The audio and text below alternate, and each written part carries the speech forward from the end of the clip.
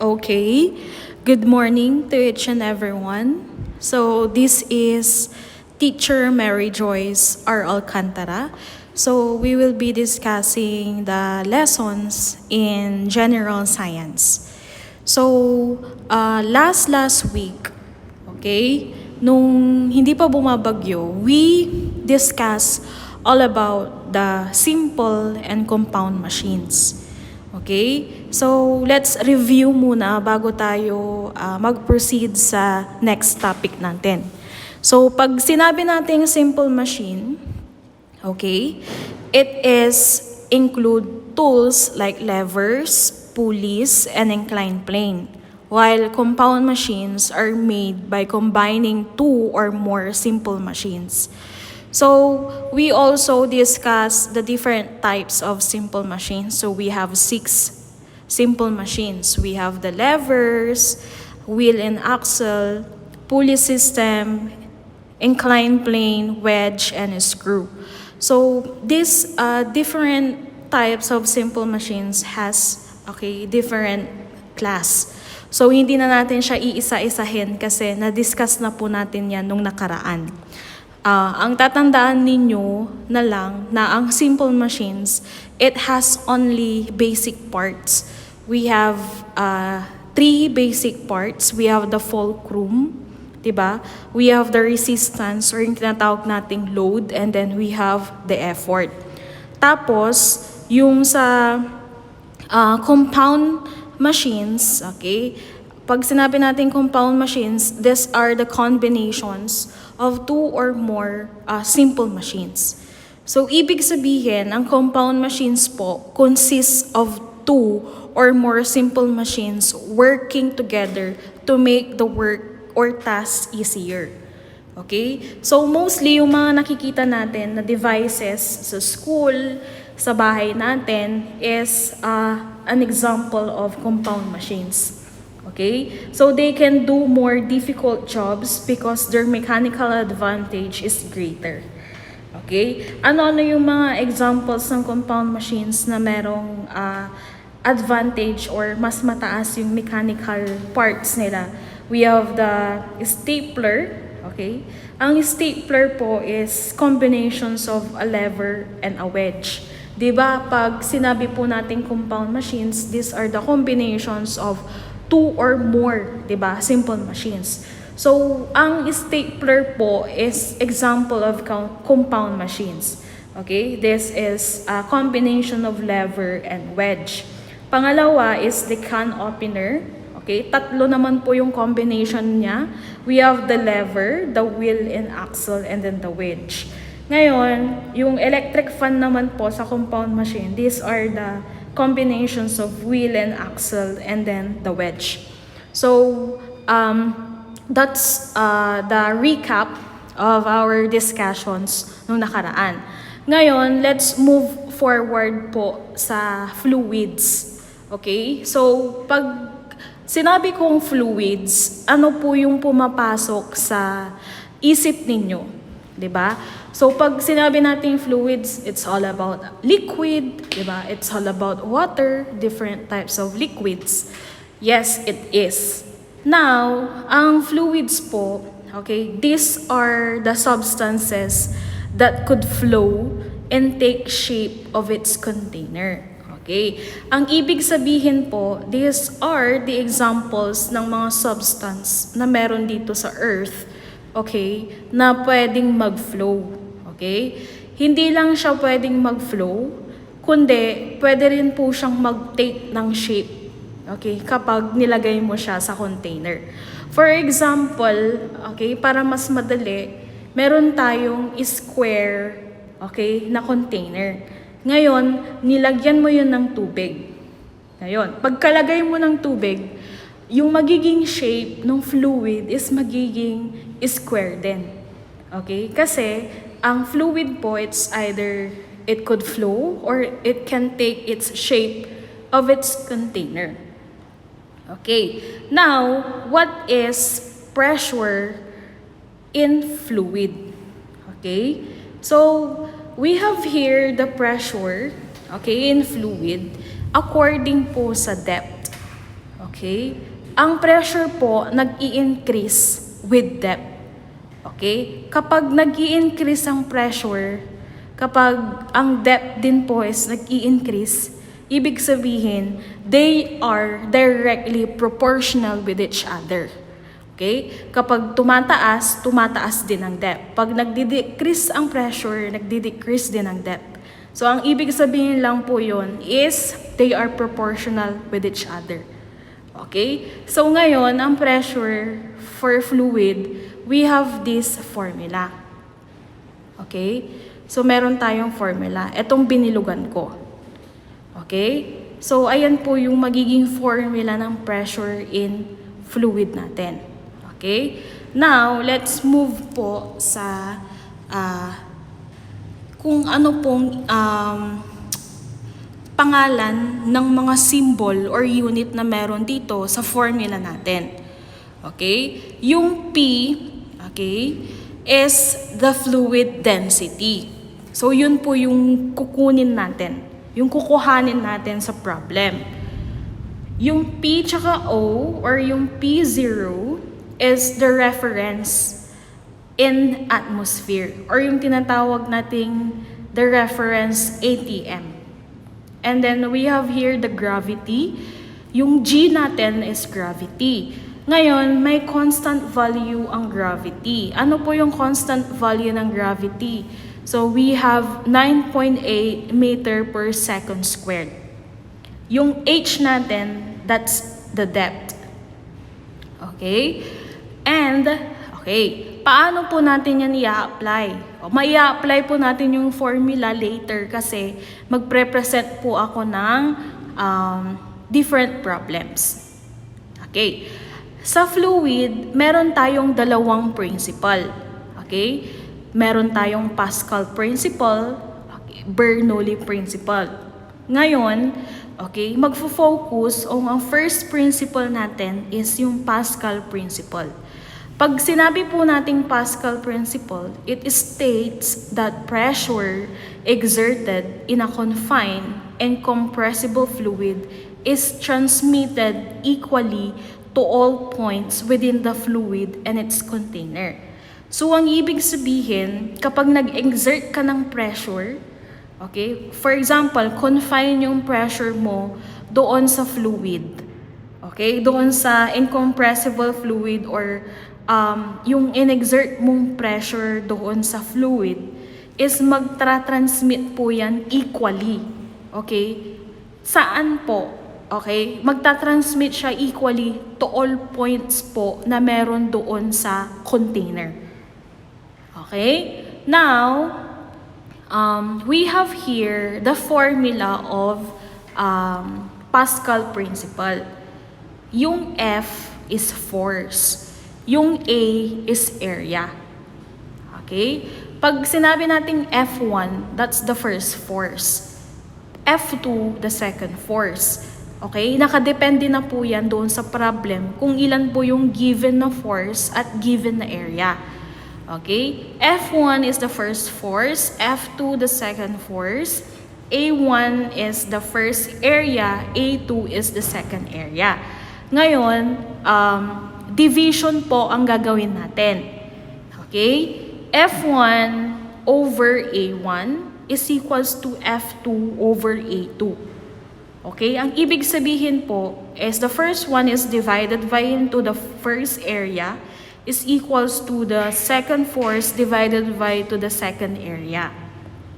Now, okay, let's take a look of this problem. So, meron tayong problem dito. Okay? A hydraulic press uses a small piston of or 0.01 meter squared and a larger piston of area 0.5 meter squared.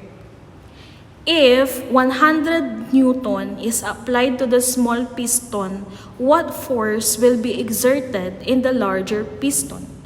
Okay, so i-break down natin yung problem. Yung hydraulic press po, okay, gumagamit siya ng piston. Ngayon, meron tayong small piston tsaka large piston. Ngayon, yung area ng small piston, it measures 0.01 meter squared. Tapos, yung large piston po, ang area niya is 0.5 meter squared. Okay. If 100 Newton is applied to the small piston, ano daw po yung magiging force nung large piston? Kasi ang given lang po ditong force is yung force na meron doon sa small piston. Okay? So, para hindi tayo malito, isusulat po natin, okay, yung given. So, these are the following givens. F1, okay, is equals to 100 Newton. A1 is equals to 0.01 meter squared. Okay. Ngayon, para mas maintindihan nating maigi, yung area 1, that's the area ng small piston. Okay? Tapos, doon sa area na yon, meron siyang force na 100 Newton. Yun po yung F1. Ngayon, doon sa pangalawang area, yun yung larger piston, meron siyang 0.5 meter squared. Tapos, ang hinahanap po sa problem is what force will be exerted in the larger piston. So, yun po yung required na, okay, na hahanapin natin. Yun po yung unknown kasi hindi siya nakalagay sa given. Okay? Yung force po nung area ng larger piston. Okay? So, this is the equation. Gagamitin po natin yung equation or yung formula kanina. Okay? F1 divided by A1 is equals to F2 divided by A2. So, para mas magets ninyo, okay, this is the gagamitin natin. This is the formula. Okay? Ang una pong gagawin is step 1, plug in the given values. Okay? Ano ba yung value na meron sa F1? Diba? 100 Newton. Tapos yung A1 natin, 0.01 meter squared. Okay? Equals, yung F2 natin, X po muna yan. Kasi, yan po yung hinahanap natin. Yan po yung unknown. Yung A2 natin is 0.5 meter squared. Ngayon, ang gagawin natin, ang step 2 natin, cross multiply. Okay? Bakit tayo magko-cross multiply? Para po ma-clear yung fractions. Okay? So, we have 100 Newton times 0.5 meters squared, okay, is equals to 50 Newton meter squared. Huwag nyo pong kakalimutan yung mga units. Okay? So, ang magiging units is Newton meter squared kasi po pinag-times po or pinag-multiply natin yung 100 times 0.5. So, equals 0.01 meter squared times x. Okay? So, step 3, isolate the x by dividing. Okay? So, na-multiply na po natin yung 100 Newton times 0.5 meter squared. So, ang sagot po dyan is 50 Newton meter squared. Tapos, equals dito po sa 0.01 meter squared times x. Bakit x? Kasi unknown pa po yan. So, x muna ang gagawin natin. Okay? So, ikakopy lang po muna natin yan. Tapos, ang gagawin po natin ay step 3 natin is we will isolate x by dividing. Okay? Okay? So, i-isolate natin yung x. Tapos, i-divide po natin yung 50 Newton meter squared sa 0.01 meter squared. So, you will write the x here equals sa 50 Newton doon sa area nakuha natin sa pinag-multiply nating area 1 tsaka force 1. We have the 50 Newton meter squared. I-divide po natin siya sa 0.01 meter squared. So, you will get the force nung large piston. So, ang magiging F2 natin, okay, yung force po nung large piston natin is 5,000 Newton. Okay? So, the answer doon sa F2 na unknown is 5,000 Newton. Okay? So, the force of the larger piston is 5,000 Newton. Okay? Nagigets po? Okay, that's it. And then, okay, another problem. Para mas magets po natin, meron po tayong susunod na problem. Okay, ngayon, ang mechanic, okay, babasahin ko maigi yung problem number 2. A mechanic uses a hydraulic jack to lift a 12,000 Newton car. The input piston receives a force of 150 Newton and has an area of 2 centimeters squared. What must the surface area of the output piston be? Okay, so i-breakdown natin yung problem. Okay? So, sa mechanic, okay, gumagamit sila ng hydraulic jack para itataas yung sasakyan if aayusin nila. O for example, magpapa-maintenance tayo ng sasakyan. Okay? Doon sa mga nagme-mekaniko, okay, gumagamit sila ng hydraulic jack para itaas or i-lift yung car. Ngayon, yung hydraulic jack na yun, gumagamit siya ng 12,000 Newton or 12,000 Newton na force para itaas yung kotse or yung sasakyan.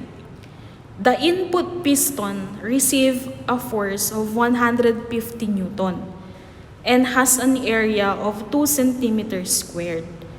Okay? Yung input piston, naka-receive siya ng force ng 150 Newton. And then yung naging area po nun is 2 centimeters squared. Ngayon, ang tanong po dito sa problem, what must the piston surface area of the output piston be? Ano daw yung magiging surface area doon sa output kasi meron tayong input. Now, ang hahanapin po natin yung output piston. Okay? So, we have here the following given. So, wag po nating kakalimutan na isulat yung mga givens natin. Okay? Yung F1 natin is 150 Newton. Ano yun? Yun yung input. Okay? F1. Ang F2 natin is 12,000 Newton. O, ayan po. Yung ginamit na F2 doon sa paglift ng sasakyan na 12,000 Newton car. Okay? Tapos yung A1 natin is 2 centimeters squared. Yun po yung naging area nung F1 natin. Ngayon, ang hinahanap po natin is area ng F2. Ano yung magiging area nung 12,000 Newton force? So, the required or the unknown is A2. We have here equations. Don't forget to write the formula para hindi kayo malito. F1 divided by A1 is equals to F2 divided by A2. So, para mas madali nating maintindihan, okay, so we will break down the formula here. Step-by-step breakdown. Okay. The first one na gagawin natin, we will set up the ratio. Okay? Yung 150 Newton na input natin over doon sa naging area niya na 2 cm squared. Tapos, equals doon sa naging output, okay, na force natin na 12,000 Newton over X. Kasi, hinahanap natin yung final or yung output area. Okay? So, para mawala po yung mga fractions, we will cross-multiply. Oh, we will multiply the top left by the bottom right and then the bottom left to the top right. So 150N times X equals 2 centimeter times 12,000 Newton. Okay. Ngayon, yung 150N times X, we will bring down muna yan. Okay. So we will solve this 2 centimeter squared times 12,000 Newton. So 2 times 12,000 is equals to 24,000. So do not forget the unit. Okay? Kasi hindi tayo magka-cancel dyan kasi gumagamit tayo ng multiplication. So 2 centimeter squared times 12,000 Newton is equals to 24,000 centimeter squared Newton. Okay. Now, katulad nung ginawa natin kanina, we will isolate again the X. So we will divide both sides by 150 Newton to cancel out the force unit and leave the X alone. Okay, so we will write the X here.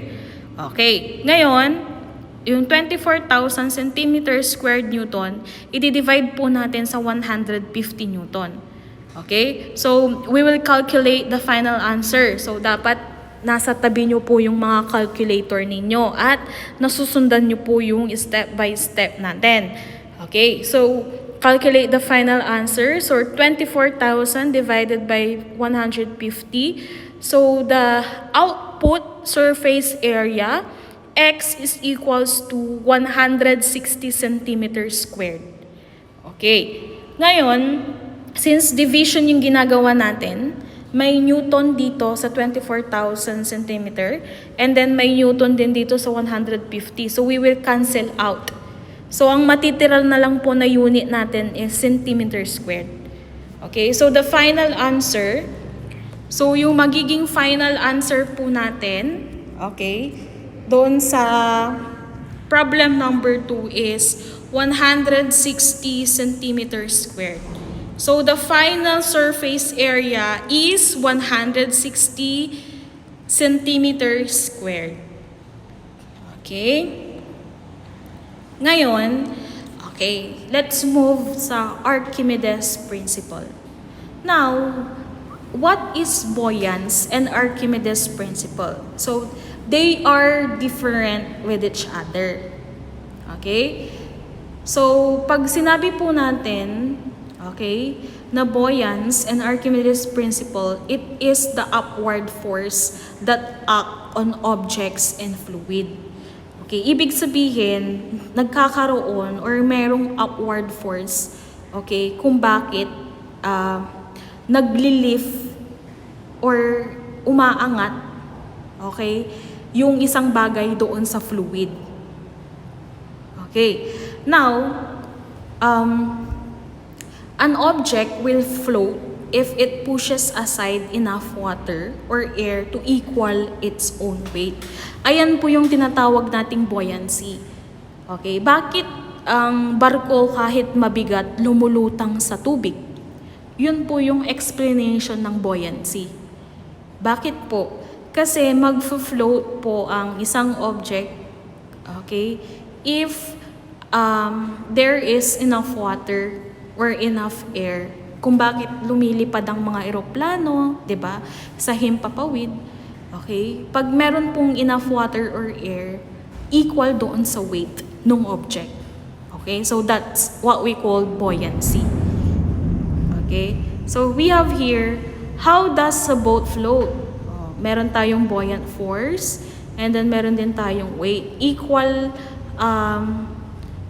po ang buoyant force doon sa weight ng object. That's why an object will float.